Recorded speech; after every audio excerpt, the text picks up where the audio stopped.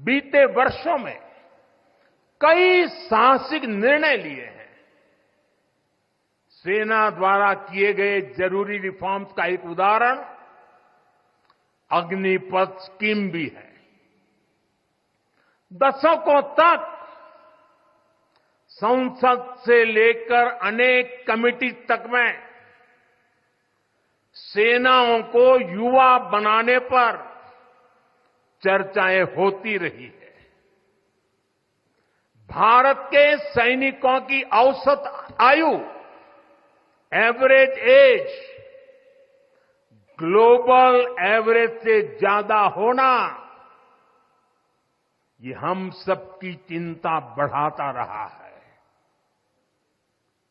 इसलिए ये विषय बरसों तक अनेक कमिटियों में भी उठा, लेकिन देश की सुरक्षा से जुड़ी इस चुनौती के समाधान की पहले इच्छा शक्ति नहीं दिखाई गई। शायद कुछ लोगों की मानसिकता ही ऐसी थी कि सेना मतलब नेताओं को सलाम करना, परेड करना। हमारे लिए सेना मतलब 140 करोड़ देशवासियों की आस्था। हमारे लिए सेना मतलब 140 करोड़ देशवासियों की शांति की गारंटी।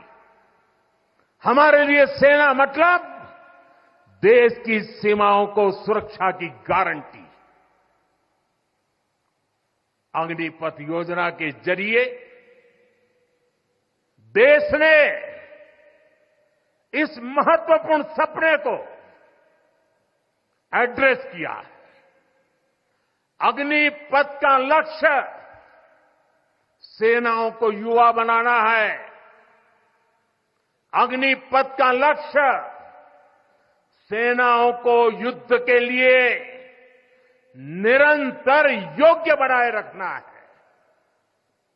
दुर्भाग्य से राष्ट्रीय सुरक्षा से जुड़े इतने संवेदनशील विषय को कुछ लोगों ने राजनीति का विषय बना दिया है।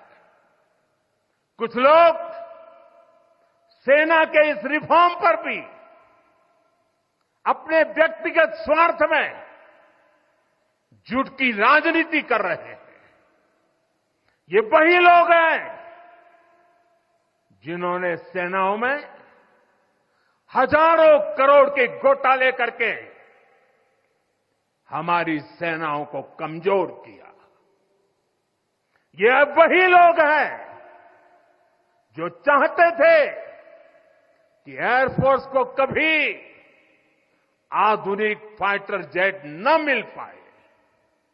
ये वही लोग हैं जिन्होंने तेजस फाइटर प्लेन को भी डिब्बे में बंद करने की तैयारी कर ली थी। साथियों, सच्चाई ये है कि अग्निपथ योजना से देश की ताकत बढ़ेगी और देश का सामर्थ्यवान युवा भी मातृभूमि की सेवा के लिए आगे आएगा। प्राइवेट सेक्टर और पैरामिलिट्री फोर्सेस में भी अग्निवीरों को प्राथमिकता देने की घोषणाएं की है। मैं तो हैरान हूं,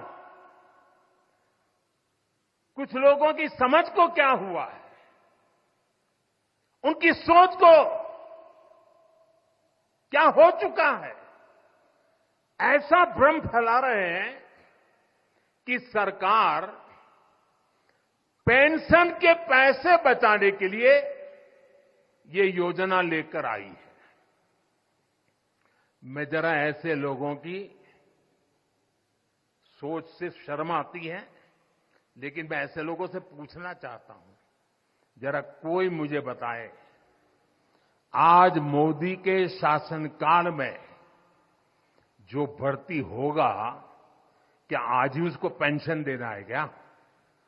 उसको पेंशन देने की नौबत 30 साल के बाद आएगी और तब तो मोदी 105 साल का हुआ होगा और तब न भी मोदी की सरकार होगी। क्या मोदी जब 105 साल का होगा, 30 साल के बाद जो पेंशन बचेगा उसके लिए मोदी ऐसा राजनीतिक है जो आज गाली खाएगा? क्या तर्क दे रहे हैं? लेकिन साथियों, मेरे लिए दल नहीं, देश सर्वोपरि है।